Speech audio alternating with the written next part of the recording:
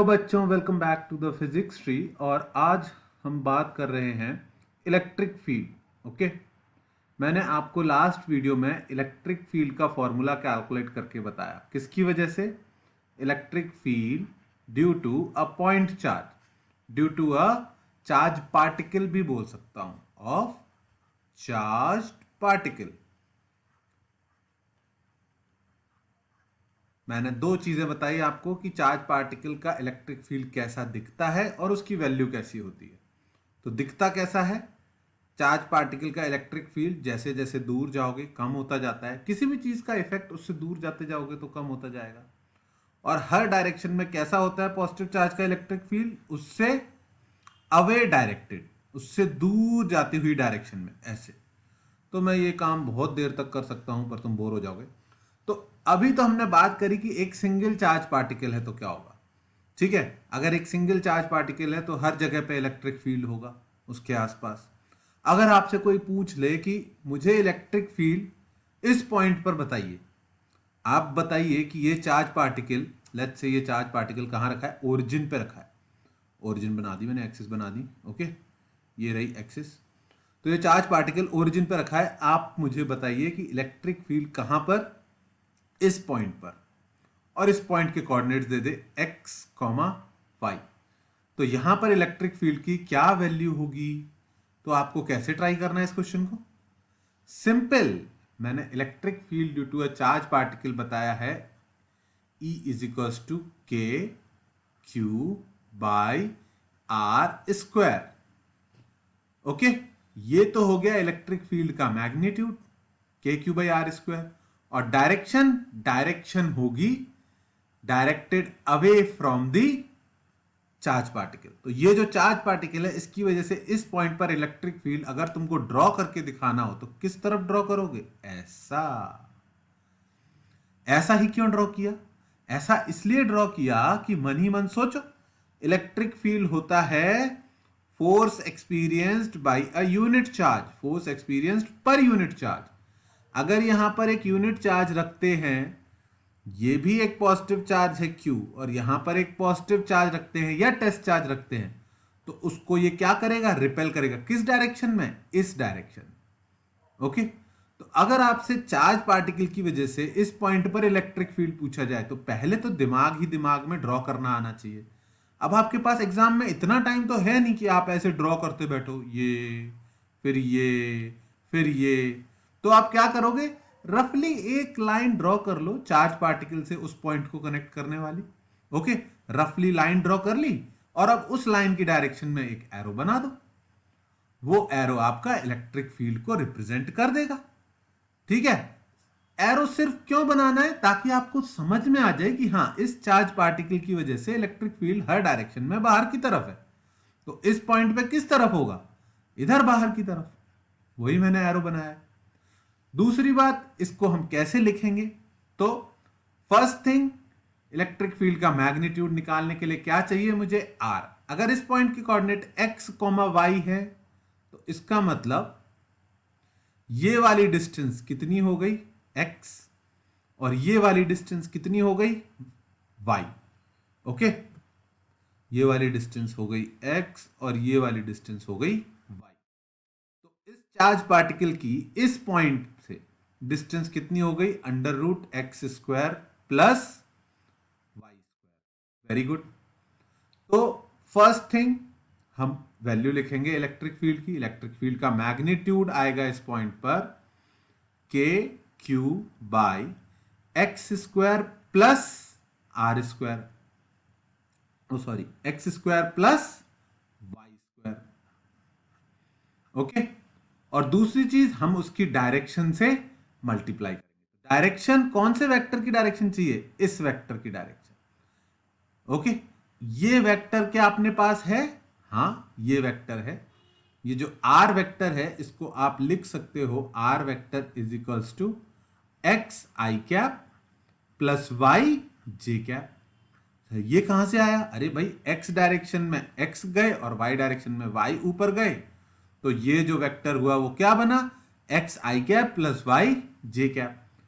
तो ये तो वेक्टर है, इसकी डायरेक्शन कैसे फाइंड आउट करें, क्योंकि मुझे यहां पे मल्टीप्लाई किससे करना है।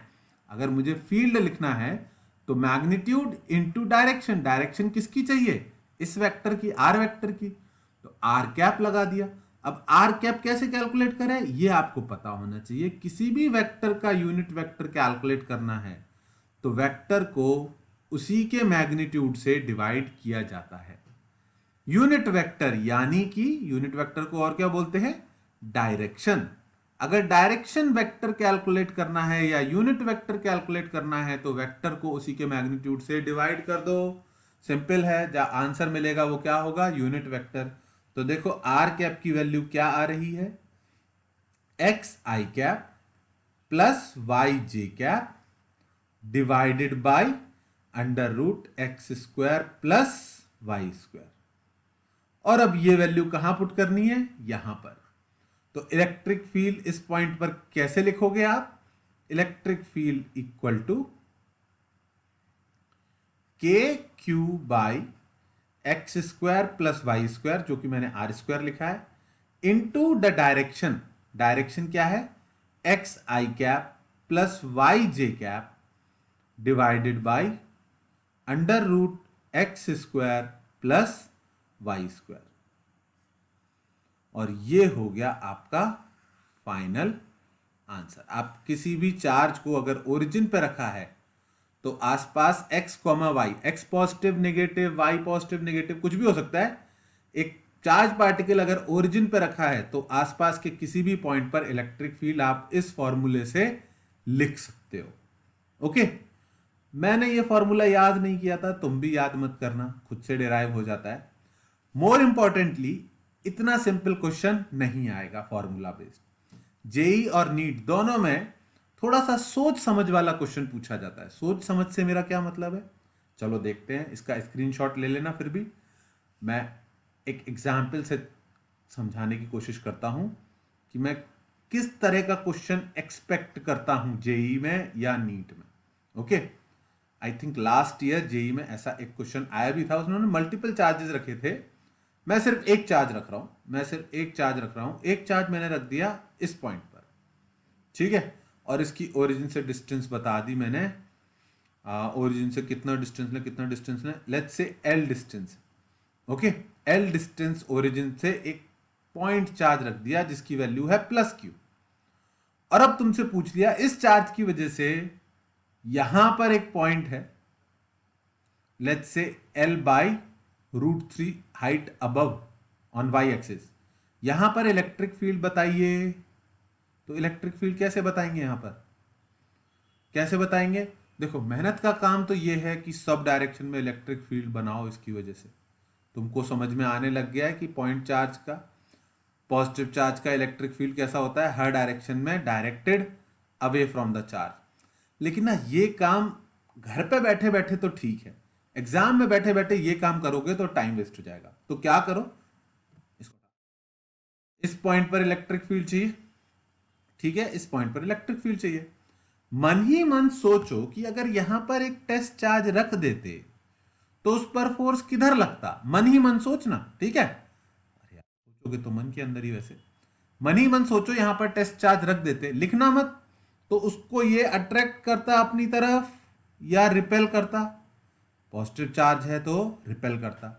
तो सिर्फ इस पॉइंट पर इलेक्ट्रिक फील्ड की डायरेक्शन किधर होगी, इस तरफ।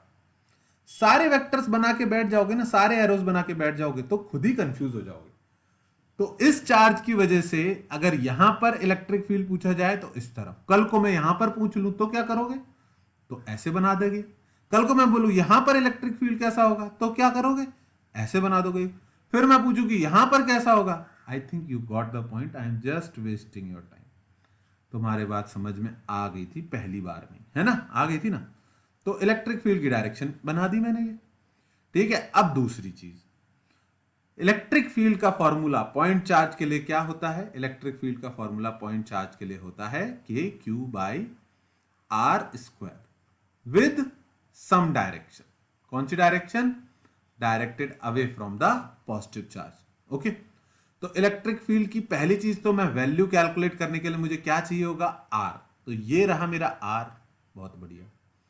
ये r है, ठीक है, तो वैल्यू हो गई r की r square is equals to L/√3 का स्क्वायर प्लस L स्क्वायर। अब जो तेज लोग हैं ना वो फट से कर ले होंगे, अरे सर लिख लिख के कर रहे हो, हमने तो ओरली कर दिया। बहुत अच्छी बात है, तुमने ओरली कर दिया। मेरा काम है कि सबको समझ में आ जाए, है ना। तो इसलिए मैं कभी कभी चीजें सॉल्व करके दिखाने में भी बिलीव करता हूं। 2L/√3। ओके, तो ये L/√3, तो ये वैल्यू आ गई 2L/√3। चलो बहुत बढ़िया। तो मैंने एक स्टेप यहां पे कम कर दिया, लिख देता हूं, ठीक है। तो मेरे को R भी मिल गया। अब मुझे क्या चाहिए, ये डायरेक्शन वेक्टर। तो थोड़ा सोच समझ के ये वेक्टर लिखेंगे हम। कौन सा वेक्टर लिखना है, किस डायरेक्शन में है इलेक्ट्रिक फील्ड। क्या मैं ये वाला एरो बना दूं तो आप मानोगे कि हाँ सर आपने सही डायरेक्ट। अरे यार ये एरो इतना टेढ़ा मेढ़ा क्यों जा रहा है, रुको इसको सीधा करते हैं, सीधा हो जा। बहुत बढ़िया, ठीक है। तो मेरे को कौन सा वेक्टर चाहिए, ये वाला वेक्टर। अगर ये वेक्टर मिल जाए तो इसकी डायरेक्शन वेक्टर भी निकाल लेंगे। तो यहां पर जो आर वेक्टर है वो एक्चुअली क्या है, पीछे गए एल और ऊपर गए L/√3। तो -L_i। क्यों, क्योंकि पीछे गए L। ये वेक्टर इस वेक्टर और इस वेक्टर का रिजल्टेंट है। तो पीछे गए L तो -L_i और ऊपर गए L/√3 तो +L/√3j। अब मेरे को आर वेक्टर भी मिल गया, पर क्या मुझे आर वेक्टर चाहिए था, नहीं, मुझे क्या चाहिए था, उसका direction vector, unit vector r cap. R cap कैसे निकालेंगे, किसी भी वेक्टर को उसी के मैग्नीट्यूड से डिवाइड करके। तो डिवाइड कर दो, -L_i +L/√3j divided by 2L/√3। और अब भाई ये तो काम तुम्हें करना आना चाहिए। इस पहले टर्म को 2L/√3 से डिवाइड करोगे आएगा -√3/2i। और दूसरे वाले को डिवाइड करोगे तो आएगा +1/2j। मिल गया यूनिट वेक्टर, मिल गया डायरेक्शन वेक्टर, मिल गई डायरेक्शन, वेरी गुड। ये रही डायरेक्शन, ये रहा मैग्नीट्यूड। आर को इसमें पुट कर देंगे मैग्नीट्यूड। भाई नेट इलेक्ट्रिक फील्ड कितना लिखा जाएगा, सिंपल एज दैट, KQ/, अब आर की वैल्यू पुट कर देता हूं, 2L/√3 का square into direction vector. Direction vector क्या आया, -√3/2i +1/2j। बहुत बढ़िया। और इसको सॉल्व करने पर कैलकुलेशन का पार्ट तो वैसे तो मैं खुद से करना चाहिए, पर चलो अब मैं हूं तो करके दिखा देता हूं। Into -√3/2i +1/2j। आई बात समझ में। हर केस में वेक्टर फॉर्म शायद ना लिखनी हो, कभी कभी मैग्नीट्यूड पूछ लेते हैं। किस्मत अच्छी हुई तुम्हारी तो मैग्नीट्यूड पूछ लेंगे, खराब हुई तो डायरेक्शन के साथ बता देंगे। तो अगर सीख लोगे तो किस्मत अच्छी बुरी से कोई फर्क नहीं पड़ता, आपको आता है तो आता है, कैसा भी क्वेश्चन है आप सॉल्व करके आओगे। तो मेरी बात यह है, समझने वाली बात यह है कि डायरेक्शन ऑफ इलेक्ट्रिक फील्ड कैसे जज कर सकते हैं, पॉइंट चार्ज से डायरेक्टेड अवे। सारे डायरेक्शन के इलेक्ट्रिक फील्ड ड्रॉ करना जरूरी नहीं। ओके, स्क्रीनशॉट ले लो, अगला क्वेश्चन करके बताता हूं। तो अब हमने सिंगल चार्ज की बात कर ली, तो फिर किधर जाएंगे। तो तुम लोग भी धीरे धीरे समझने लगे होगे, सर आप सबसे पहले सिंगल चार्ज रखते हो, फिर मल्टीपल रखते हो, फिर कंटिन्यूस रखते हो और इंटीग्रेशन पे आ जाते हो। तो भाई यही दुनिया की रीत है कि सिंपल से शुरू करो और फिर इतना कॉम्प्लिकेटेड कर दो कि बच्चे का बैंड बज जाए। तो तुम्हारा बैंड नहीं बजेगा अगर तुम सारे क्वेश्चन सीखोगे लाइन से। मैं धीरे धीरे टफनेस बढ़ाऊंगा। और अगर तुम सीधे रैंडम डायरेक्शन में पहले इधर भाग गए, ये वाला क्वेश्चन कर लिया, फिर उधर भाग गए, वो वाला क्वेश्चन कर लिया, फिर जेई एडवांस के क्वेश्चन करने लग गए, रैंडम चलोगे तो फिर नहीं हो पाएगा। ये क्यू चार्ज, ये क्यू चार्ज, दो क्यू चार्ज रखे हुए हैं, ये डिस्टेंस एल, ये डिस्टेंस एल, ये भी बढ़िया है। और अब मैंने यहां पर एक पॉइंट लिया, कितनी डिस्टेंस पे, √3L, और पूछा कि इस पॉइंट पर इलेक्ट्रिक फील्ड कितना होगा बताइए। तो कैसे शुरू करना चाहिए? एज सिंपल एज दैट, पहले इस वाले चार्ज के लिए सोचो इलेक्ट्रिक फील्ड कैसा होगा। मैं फिर से बोल दे रहा हूं, एग्जाम में बैठ के ये चित्रकारी नहीं करना, इतना टाइम नहीं है तुम्हारे पास, ठीक है? ठीक है, अभी मैं करके दिखा दे रहा हूं, पर एग्जाम में मत करना। अब इस चार्ज की वजह से हर डायरेक्शन में इलेक्ट्रिक फील्ड अवे होगा, अवे फ्रॉम द चार्ज। मुझे किस पॉइंट पे चाहिए? इस पॉइंट पे। तो इस चार्ज की वजह से, प्लस क्यू चार्ज की वजह से, यहां पे इलेक्ट्रिक फील्ड की क्या डायरेक्शन आएगी? अरे भाई, directed away from the positive charge, ये डायरेक्शन आएगी। ओके, दूसरे चार्ज के लिए भी बता देता, इस वाले चार्ज के लिए इस पॉइंट पर इलेक्ट्रिक फील्ड की क्या डायरेक्शन आएगी? Again directed away from the charge. तो ये इन दोनों की वजह से इलेक्ट्रिक फील्ड यहां पर होगा, पर electric field is a vector quantity. इन दोनों का इलेक्ट्रिक फील्ड यहां पर ऐड होगा और वेक्टर्स की तरह ऐड करेंगे। आई थिंक अगर तुम शुरू से वीडियोस देख रहे हो तो ये केस हम 4-5 बार फेस कर चुके हैं। दो वेक्टर्स एक ही जगह पर, सेम एंगल थीटा और थीटा, एंगल सेम होगा, डिस्टेंसेस, ये हाइट सेम है, बेस सेम है। तो ये दोनों इलेक्ट्रिक फील्ड में से कोई एक की वैल्यू लिख लेते हैं, दूसरे की भी उतनी हो जाएगी। इस वाले चार्ज, नीचे वाले चार्ज की वजह से यहां पर इलेक्ट्रिक फील्ड की मैग्नीट्यूड लिख रहा हूं, k Q by are square. और आर कितना है? ये वाली लेंथ आर है। आर की वैल्यू कितनी होगी? Under root L square plus √3l का स्क्वायर, ये आ जाएगा 2l। खुद से कैलकुलेट कर लेना, ठीक है? मैं कभी कभी स्टेप स्किप भी कर देता हूं। तो के क्यू बाई आर स्क्वायर, तो ये कितनी वैल्यू हो जाएगी? K Q by 4l square. R की वैल्यू 2l यहां पर पुट करी तो 4l स्क्वायर आ गया, 2 का स्क्वायर 4 हो गया। तो ये ऊपर नीचे वाले का इलेक्ट्रिक फील्ड आ गया। ऊपर वाले का इलेक्ट्रिक फील्ड भी इतना ही है, मैं वैल्यू नहीं लिख रहा, क्यों लिखूं जबरदस्ती, स्पेस घेर रहा है। यहां पर एंगल है थीटा। अब मुझे बताओ, सोच समझ के बोलना, कि इनके कौन से कंपोनेंट ऐड होंगे और कौन से कैंसिल आउट होंगे। ये बना दिए मैंने ऊपर वाले इलेक्ट्रिक फील्ड का एक्स कंपोनेंट ई एक्स, और ये वाई कंपोनेंट ई वाई।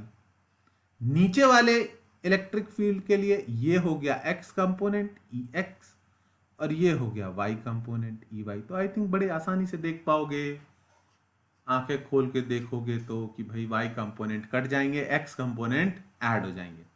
तो एक्स कंपोनेंट, अच्छा पहले ही लिख देता हूं, नेट इलेक्ट्रिक फील्ड कितना होगा उस पॉइंट पर? 2 times the x component of their individual electric fields. और एक्स कंपोनेंट कैसे निकालते हैं किसी चीज का? E cos theta. ये ई है तो एक्स कंपोनेंट आएगा ई कॉस थीटा। थीटा की वैल्यू हम निकाल लेंगे, तो मैं निकालना सिखा चुका हूं मैं।